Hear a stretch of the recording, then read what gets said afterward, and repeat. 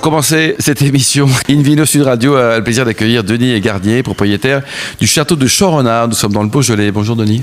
Bonjour. Alors racontez-nous, qu'est-ce qui se passe chez vous là au XIIIe siècle avec les seigneuries de Jarniou ? Oh bah écoutez, au XIIIe siècle, le Beaujolais c'est déjà l'État français, c'est déjà la France, et donc les seigneuries de Jarniou étaient des barons et ils installent un château de défense pour se protéger de nos ennemis, les Lyonnais, le Dauphiné, les Italiens, etc., etc. C'était le début de l'aventure. Vous l'avez acheté quand le domaine ? Nous on l'a acheté avec mon épouse en 2015. Donc, en 2015, c'est beaucoup plus récent. Il y a eu je vous combien de rassure. propriétaires différents depuis le XIIIe siècle ? Il y en a eu beaucoup parce que c'était. Elle avait combien ? Alors, je ne les ai pas comptés, mais bien une cinquantaine. Une cinquantaine, une ça. soixantaine. Dans l'acte d'achat, c'était noté, donc. Oui, c'est ça. Alors, on a les actes depuis la Révolution. Avant, tout a été perdu. Avant, c'est compliqué. C'est génial. On va au moins en citer un, Jean Agneau, écuyer du roi, resté dans les mémoires pour avoir délivré le chevalier Bayard lors de la bataille du Garigliano. Ah, quand même. Eh oui. Eh, c'est Non, lourd, il y a- ça, hein, il y a eu c'est- des- Puis il y a eu des visiteurs célèbres aussi, Thomas Jefferson, enfin... Ah oui, le troisième Ouais, président ouais. américain, là. c'était- Ouais, absolument, Eh ben, dis donc. absolument. 800 ans, quand même, petite histoire. Donc, Bon, vous êtes à 40 km de Lyon ? oui, Bon, vous êtes heureux ? oui, très heureux. Alors, on est dans un paysage magnifique. Ouais, c'est Il y a beau, un je château veux dire, ouais. magnifique. Donc, une première carrière qui n'avait rien à voir avec le vin. Alors, qu'est-ce qui vous a Encore pris une fois. Dans quoi vous étiez ? Eh ben, je faisais de la finance, Chez qui ? de l'industrie. J'ai fait plusieurs entreprises. J'ai travaillé dans l'informatique, chez Renault. Et puis un jour, je suis arrivé à Lyon, j'ai découvert le Beaujolais et je suis tombé amoureux. Génial. Vous avez changé de vie ? J'ai changé de vie. Aujourd'hui, vous avez 7 hectares et demi, c'est ça ? Oui, alors un petit peu plus en Un peu réalité, plus, ça y est parce qu'on a racheté des crus. Donc maintenant, on Sur a la du mesure. moulin à vent, du morgon, du brouillis. Donc on monte plutôt à 12 hectares et demi. 12 hectares. Vous nous rappelez les En crus du croissance. Beaujolais tous ? Tous du Beaujolais. Non, mais vous nous rappelez tous les crus du Beaujolais ? Ah, si vous voulez, je vais essayer, mais...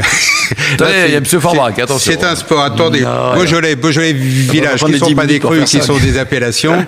Et puis évidemment, Fleury, Juliena, Morgon, Moulin à Vent, Régnier, Saint-Amour, Chiraud, Côte de Brouilly, Ouais, allez, Brouilly 20 sur 20. et Chénin. Bravo. Ouais, 11 Voilà. sur 11. Ouais. Bravo. Hélène.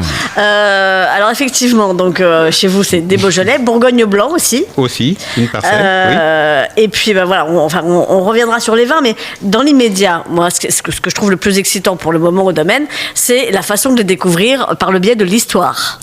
Parce que effectivement, alors j'espère qu'on peut encore s'inscrire pour ces dîners exceptionnels qui ont lieu chez vous, entre autres, depuis déjà quelques temps.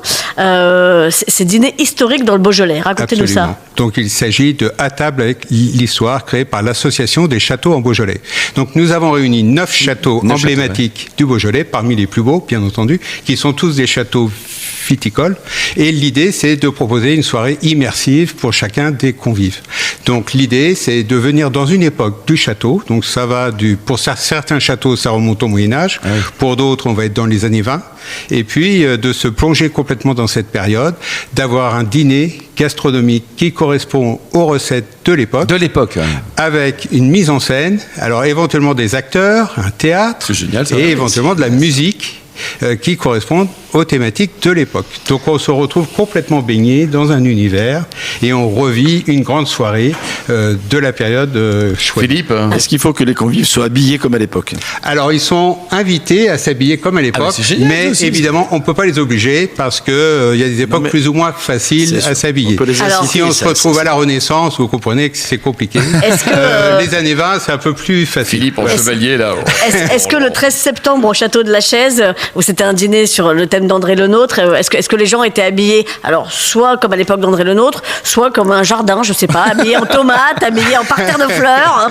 Non, l'idée c'est d'être habillé dans l'époque de Louis XIV, mais je crois qu'il y avait relativement peu d'invités habillés. C'est plutôt l'animation qui crée cet esprit et ce partage. Et les plats, vous avez retrouvé les plats de l'époque ?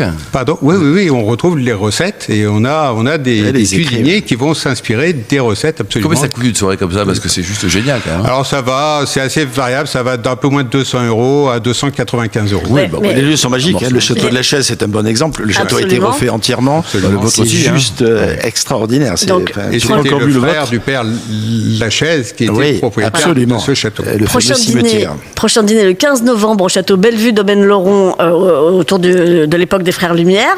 Et puis chez vous, donc, le 4 décembre, autour de Thomas Jefferson, puisqu'on en parlait Formidable. tout à l'heure. Et alors, avec un menu menu exceptionnel, signé par le chef étoilé Aurélien Méraud, le propriétaire de l'auberge du Cep à Fleury. Alors, qu'est-ce qu'il y aura, Hélène? C'est tout salivé. Alors, j'espère que vous avez le temps encore avant la fin de l'émission, parce que c'est très long. Alors, on commence par des hors-d'œuvre de cour, la tourte chaude en croûte dorée des buffets de cour, un velouté de courge au parfum de l'ivèche du potager, un humble chevalier mariné aux herbes fines déposé sur sa gaufre de pommes de terre dorées, accompagné d'une crème douce battue de la laiterie. Et ça, ce sera avec un champagne exceptionnellement. Voilà, là, on sort du Beaujolais. Après, on plonge dans le Beaujolais avec un velouté d'artichaut. C'est pas toujours facile à marier l'artichaut d'ailleurs. Non, Pas simple, ça. Comme les endives, pas les avec endives. le blanc. Mais absolument, avec le Bourgogne blanc, les Hauts-de-Charmille. Je vais vous faire grâce de la totalité du menu, mais enfin, Il y a combien de plats, là? énormément. plats. Oui, c'est ça. On passe la soirée. Énormément. On prend termine 14 avec les kilos. profiteroles Marie-Antoinette. Ça, j'avoue que ça m'a foutu la trouille. Pourquoi? Eh ben, j'avais peur qu'au niveau du Mais coup, non, ça se passe moins bien, ce vous sont des voyez. Je veux dire. demi-profiteroles. Voilà, c'est ça. Coupé en deux, les profiteroles, je ne sais pas.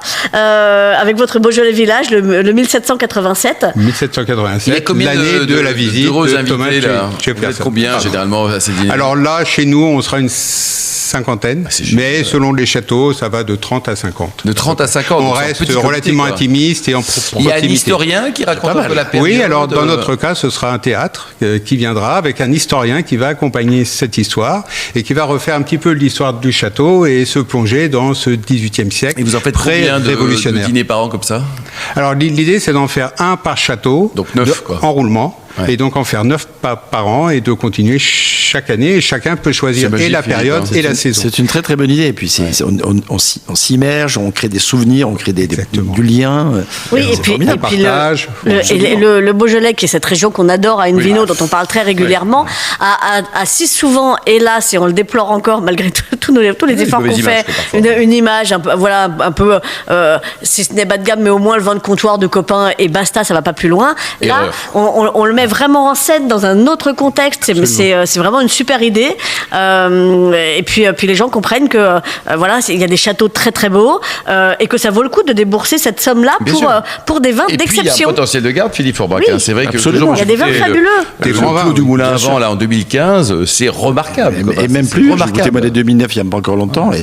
Et ça, d'ailleurs, les gamay pinotent avec le temps. Oui, aussi. Et franchement, c'est un vrai bonheur. Et les gamay sont maintenant souvent élevés en fût, sur Bien des sûr. durées longues. Donc sûr. on Ouais, retrouve votre gamme de des prix, qualités. ça va de combien vos vins Chez nous, on est entre 10 euros pour l'entrée de gamme jusqu'à 24 euros. Ouais, bah, ça reste raisonnable. Ça reste super raisonnable. Et pour ce prix-là, vous vous baladez. Alors, je sais pas si on a encore beaucoup le temps, mais il y a à la fois des vins qui s'appellent le vin de ma mémé. Alors là, j'aimerais beaucoup que Denis nous parle du vin de sa mémé. Le mort, Bobo parfois, pour elle est Beaujolais, j'imagine. Et puis cette fameuse cuvée 1787, date du passage de Jefferson. Alors, le vin de la mémé, c'est un vin sans sulfite ajouté. Et quand je l'ai fait goûter à un copain, il me dit « Ah, mais ça, c'est exactement le vin de ma grand-mère. Oh. Donc, j'ai dit « Eh ben voilà, Voilà, le nom, non, nous le l'avons nom est là. trouvé. » Et Trop donc, mignon. on peut faire des grands vins de nature, on va dire, ou d'esprit nature, aussi bien en blanc qu'en rouge. Et c'est ce à quoi on s'est évertué. Et vous n'avez pas le vin du pépé? Et puis, non, Non. on l'a gardé à le mémé. pépé, là, Oui, ouais. Les femmes ont l'avantage. Et puis, le 1787, c'est juste un rappel à Thomas Jefferson, avec un élevage en fût sur un Beaujolais village qui est assez inhabituel. Bon, c'est génial. Il y a un site internet, un compte. tout Oui, ça. alors, allez sur châteauenbeaujolais.fr pour l'association des châteaux où vous pouvez vous inscrire sur ces fameux repas et soirées, et puis châteaudechoronard.com.